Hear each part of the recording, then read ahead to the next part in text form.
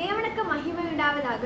நேற்றும் இன்றும் என்றும் மாறாத இயேசு கிறிஸ்துவின் இனிய நாமத்தினால் உங்கள் அனைவரையும் நான் வாழ்த்துகிறேன். இன்றைய தேவ செய்தி, கொஞ்ச காலத்தில் வருவார், தாமதம் பண்ணார். எபிரேயர் 10ஆம் அதிகாரத்தின் 37ஆம் வசனத்திலே வருகிறவர் இன்னும் கொஞ்சம் காலத்தில் வருவார், தாமதம் பண்ணார் என்று எழுதப்பட்டிருக்கிறது. எனவே மணவாளன் மணவாட்டியை சந்திப்பதில் தாமதமில்லை என்ற இடத்தில் இங்கு கொஞ்ச காலம் என்று குறிப்பிடப்பட்டிருக்கிறது. 2 பேதுரு 3ஆம் அதிகாரத்தின் 9ஆம் வசனத்திலே தாமதிக்கிறார் என்று சிலர் சொல்லுகிறபடி கர்த்தர் தமது வாக்குத்தத்தத்தை குறித்து தாமதமாயிராமல் ஒருவரும் கெட்டு போகாமல் எல்லாரும் மனம் திரும்ப வேண்டும் என்று விரும்பி நம்மில் நீடிய பொறுமையுள்ளவராயிருக்கிறார் என்று எழுதப்பட்டிருக்கிறது. அவருடைய வாக்குத்தத்தத்தை குறித்து அவர் தாமதமாய் இருக்கவில்லை. அவருடைய வாக்குத்தத்தங்கள் ஆம் என்றும் ஆமேன் என்றும் இருக்கிறது என்று எழுதப்பட்டிருக்கிறது. இதை நாம் 2 கொரிந்தியர் 1ஆம் அதிகாரத்தின் 20ஆம் வசனத்திலே காணலாம். அது மாத்திரமல்ல, வெளிப்படுத்தல் விசேஷம் 22ஆம் அதிகாரத்தின் 20ஆம் வசனத்திலே மெய்யாகவே நான் சீக்கிரமாய் வருகிறேன் என்று இயேசு சொல்லுகிறார். ஆமேன், கர்த்தராகிய இயேசுவே வாரும் என்று நாம் சொல்ல வேண்டும். இதுவே வாக்குத்தத்தத்தை பற்றிய உண்மையாக இருக்கிறது. ஆனால் தாமதத்தின் காரணம் என்ன?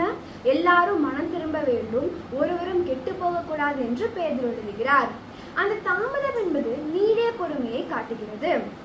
இந்த நீடிய பொறுமை என்கிற தேவனுடைய குணசீலத்தை நாம் அடைவதற்கு தான் இந்த தாமதம் இருக்கிறது.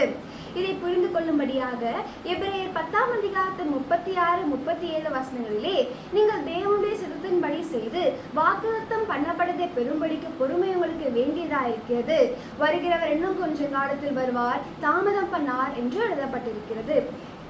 எனவே அவருடைய தாமதம் எதற்காக என்றால் நாம் தேவனுடைய குணசீலமாகிய நீடிய பொறுமையை பெற்றுக்கொள்வதற்காக தான் அவருடைய தாமதம் இருக்கிறது.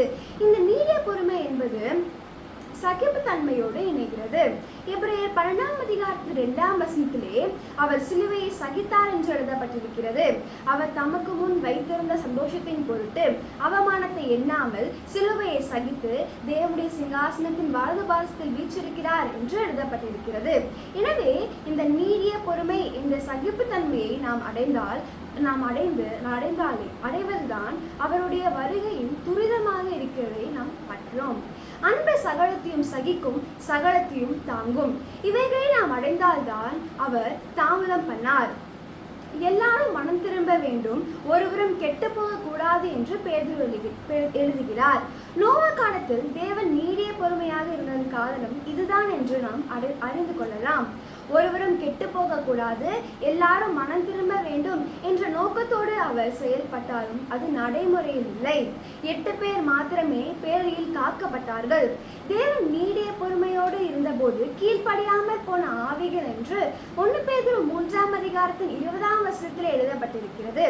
ஒருவரும் கெட்டு போக கூடாது, எல்லாரும் மனம் திரும்ப வேண்டும் என்று தேவன் நீடிய பொறுமையாக இருந்த காலத்திலே 8 பேர் மாத்திரமே பேழைக்குள் காக்கப்பட்டார்கள். அவர்கள் நோவா, நோவாவின் மனைவி, நோவாவின் 3 குமாரர்கள், நோவாவின் 3 மருமக்கள். இவர்கள் அனைவரும் நோவாவோடு இணைகிறார்கள். எனவே நோவா என்ற ஒரு மனிதனிலே இந்த 8 பேரின் ஒருமைப்பாட்டையும் நாம் காண்கிறோம். அதுபோலவேதான் கிறிஸ்துவின் மணவாட்டி என்பவர்கள் இந்த ஒருமைப்பாட்டிலே தேறினவர்கள். இதை நாம் கொலோசியர் 1ஆம் அதிகாரத்தின் 21ஆம் வசனத்திலே காணலாம். முன்னே அந்நியராயும் துர்க்கிரியைகளினால் மனதிலே சத்துருக்களாயும் இருந்த உங்களையும் பரிசுத்தராகவும் குற்றமற்றவர்களாகவும் கண்டிக்கப்படாதவர்களாகவும் தமக்கு முன் நிறுத்தும்படியாக அவருடைய மாம்ச சரீரத்தில் அடைந்த மரணத்தினாலே இப்பொழுது ஒப்புரவாக்கினார். எனவே அவர் கொஞ்ச காலத்தில் வருவார், தாமதம் பண்ணார். அவருடைய வாக்குத்தத்தம் தாமதம் அல்ல, அது ஆம் என்றும் ஆமேன் என்றும் இருக்கிறது. நீங்கள் தேவ சித்தத்தை செய்யும்படிக்கு பொறுமை உங்களுக்கு அவசியமாக இருக்கிறது. எனவே இந்த நீடிய பொறுமையாக சகிப்புத்தன்மை நாம் அடைந்து கொண்டால் அவருடைய வருகை தாமதிக்காது. ஏனென்றால் இதுதான் அவருடைய வருகையை துரிதப்படுத்துகிறது. ஆமேன். கர்த்தராகிய இயேசுவே வாரும் என்று நாம் அழைப்போம். கர்த்தர் உங்களை ஆசீர்வதிப்பாராக. தேவனுக்கு மகிமை உண்டாவதாக. ஆமேன்.